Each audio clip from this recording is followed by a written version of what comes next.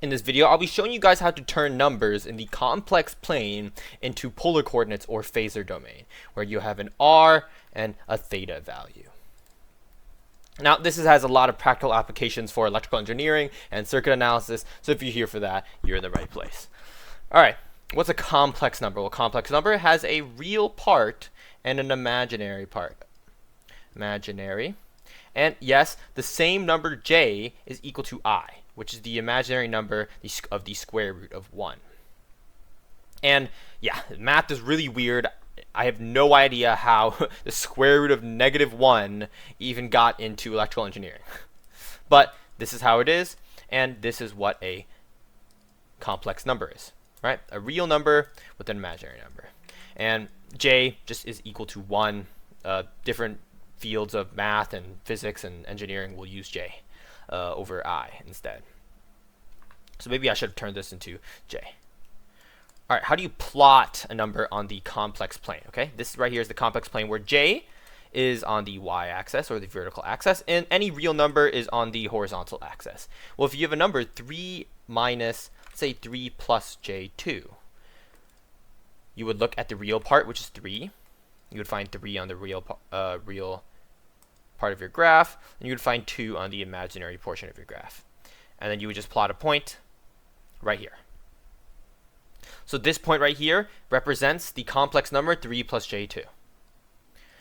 What about the complex number -2, -j1, or just -j? Well, -2 would maybe be here, and -1 would maybe be somewhere here. So this point right here would represent -2 minus j. This one is 3 plus j2. Okay, let's try one more.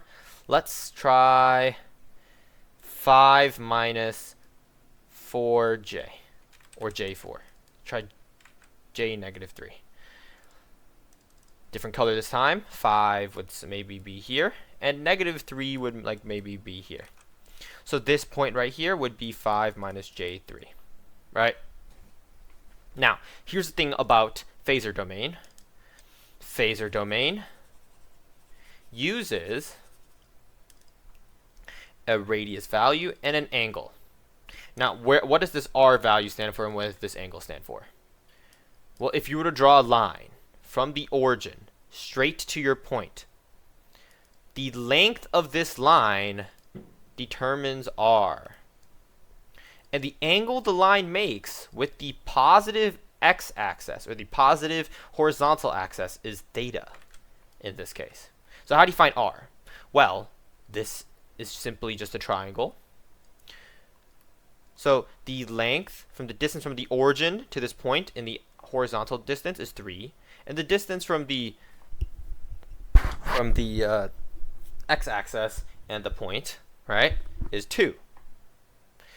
So that means the side lengths of this triangle are 3 and 2. So if we just simply use the Pythagorean theorem, 3 squared plus 2 squared, you should get the square root of 13. Therefore, in this case, r is equal to the square root of 13.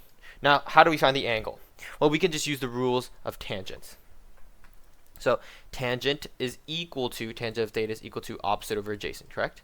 So if we set up tangent of theta in this case as opposite 2 over adjacent 3, right, then we're going to get 2 over 3. And if you arc tan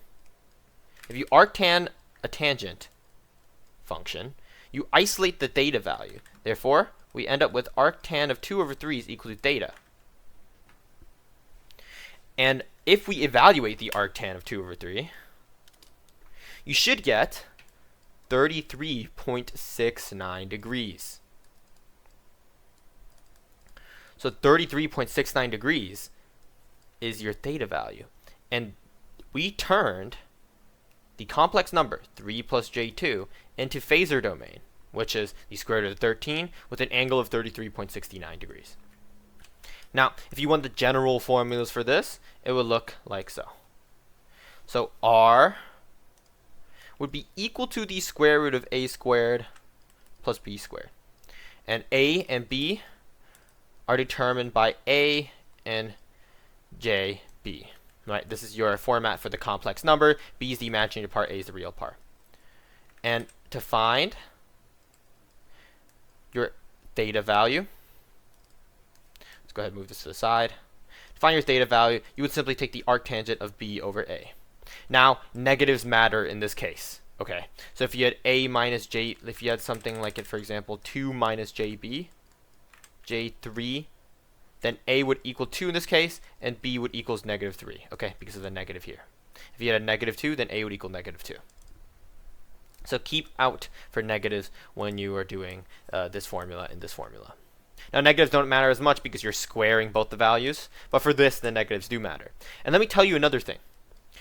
The output for tangent is only from negative 90 degrees to 90 degrees. It cannot tell you any output on this side of your graph, quadrant 2 and quadrant 3, right?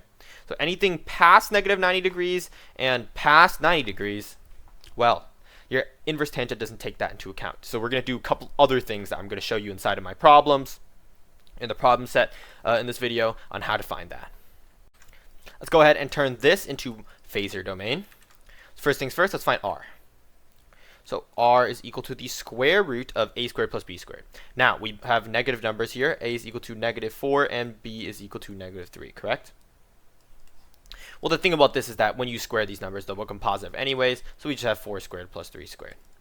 And this right here is equal to 5. All right, how about for the angle theta? Well, theta is equal to inverse tangent of negative b, of b over a, right? So b is negative 3, a is negative 4. And if you evaluate this in your calculator, you should get 36.87 degrees. Now, this right here is wrong. Remember what I said about watching out for the output of inverse tangent? The output of inverse tangent can only give you from negative 90 degrees to 90 degrees. Well, if we plot this point, negative 4 and negative 3, we realize it's on the third quadrant, right? So negative, this is the imaginary portion, negative 4 would be here, and negative 3 might be here, and this is your point.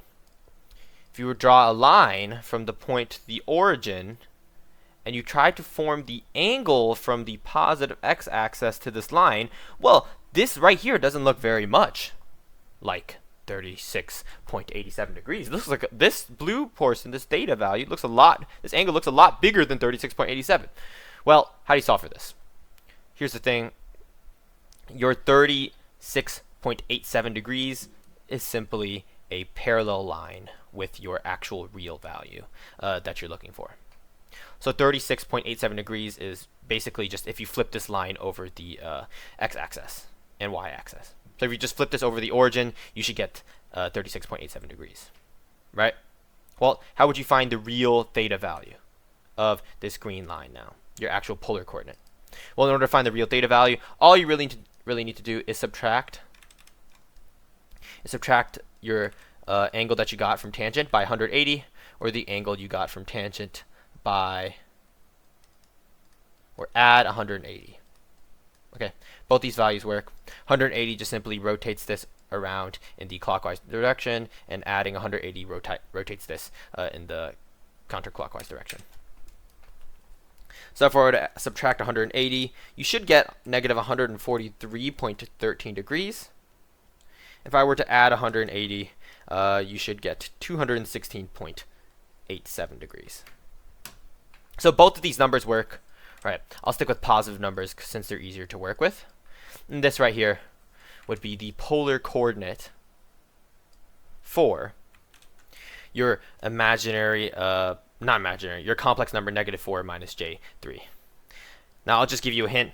Basically, if your a value, if your real part is less than 0, you can just subtract your inverse tangent value by 180, or add 180 if you wanted to. Okay, so basically, if this part right here, your real part of your complex number is negative or less than 0, then you can simply just subtract or add 180 onto your inverse tangent value, like so. And you can pick the negative or positive number, whichever one you're more comfortable with. Let's turn this into polar coordinates. So first, let's find r. 3 squared plus 3 squared. All right. A is equal to 3 in this case, B is equal to negative 3, correct? So we have the square root of 18 here. And if you want to simplify this further, you'll just get 2 times the square, 3 times the square root of 2. Okay, well, let's find theta. Theta is the tangent, inverse tangent of b over a. Negative 3 over 3. And this right here is just equal to the inverse tangent of negative 1, which is equal to negative 45 degrees. So let's go ahead and check. Is a less than 0? If a is not less than 0, then you do not have to subtract theta by 180. So since a is not less than 0, a is a positive number, we do not have to add or subtract from this tangent value, negative 45. So our magnitude is 3 square root of 2, and our angle is negative 45 degrees. First things first, let's find r. So the square root of 2 squared plus 5 squared. And in this case, a is equal to negative 2, and b is equal to 5. Alright, so this right here is the square root of 4 plus 25, which is 29. Okay, let's go ahead and find theta. Simply inverse tangent of b over a. And if I were to plug this, I have to plug it in my calculator every time, you get negative 68.20 degrees. Well, here's the thing about this.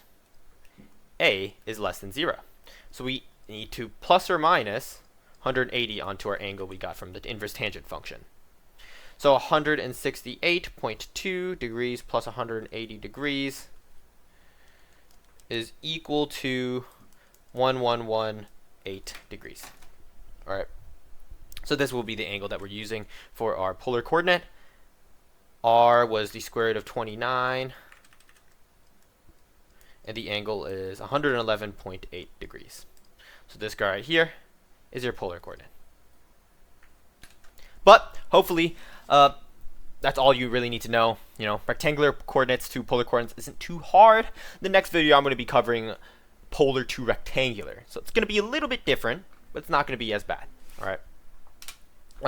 This is just a little side note. This stuff is pretty important when you're trying to solve AC circuits with both capacitors and inductors. You will need to use the phasor domain or polar these complex numbers, or else you literally won't be able to solve for the voltages and currents. Right? You're gonna have to use differential equations otherwise. But of course, this is a lot easier. Right? Complex numbers. This is just algebra and trig. So that's why you need to learn this. Right? It's pretty important. But as always, if you have any questions, put it down in the comment section. If you found this video helpful, consider